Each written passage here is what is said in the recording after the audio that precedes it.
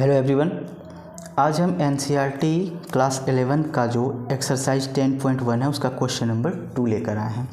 देखिए question number 2 जो आपके सामने है, क्वेश्चन है the base of an equilateral triangle with side 2a lies along the y axis. देखिए ये है आपका वाई एक्सिस, तो किसी भी इक्विलेटरल ट्रायंगल का जो आपका बेस है वो वाई एक्सिस पर स्थित है, ठीक है। और वो बेस जो है वो 2a है। इक्विलेटरल ट्रायंगल का प्रत्येक साइड आपस में क्या होता है, बराबर होता है, इक्वल होता है। तो each and every side of the given equilateral triangle is 2a, ठीक है।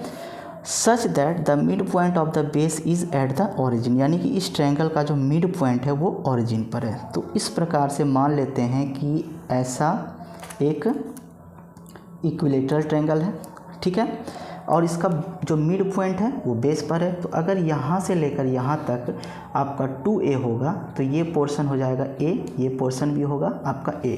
क्योंकि ये इक्विलेटरल ट्रायंगल, इस पॉइंट को हम लोग a मान लेते हैं, इसको हम लोग b मान लेते हैं और इसको हम लोग c मान लेते हैं, ठीक है। क्वेश्चन पूछा है find vertices of the triangle.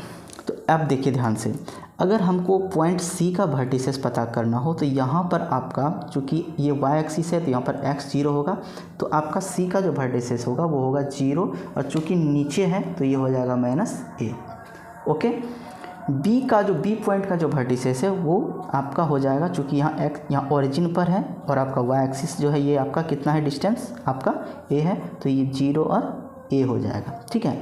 अब सवाल है कि हमको पॉइंट A का वर्टिसेस चाहिए, ठीक है। इसका वर्टेक्स हमको अगर चाहिए वर्टिसेस तो हमको इसके लिए हाइट चाहिए। आप पढ़े होंगे, ठीक है, कि हाइट ऑफ एन इक्विलेटरल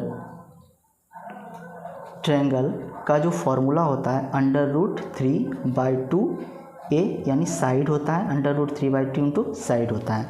अब देखिए √3/2 और इसका प्रत्येक हमको पता है कि साइड कितना है, 2a है, ठीक है। तो देखिए ध्यान से, यहाँ से आपका 2 कैंसिल हो गया, ठीक है, तो ये होगा √3a। अब बात ये है कि इक्विलेटरल ट्रायंगल का हाइट इधर है तो हाइट इधर भी होगा, ठीक है।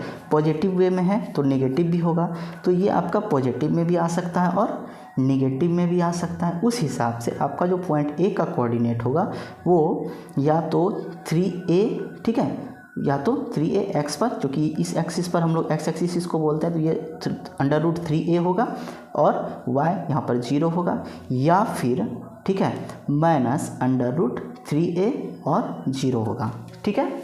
अब ध्यान से देखिए, हैंस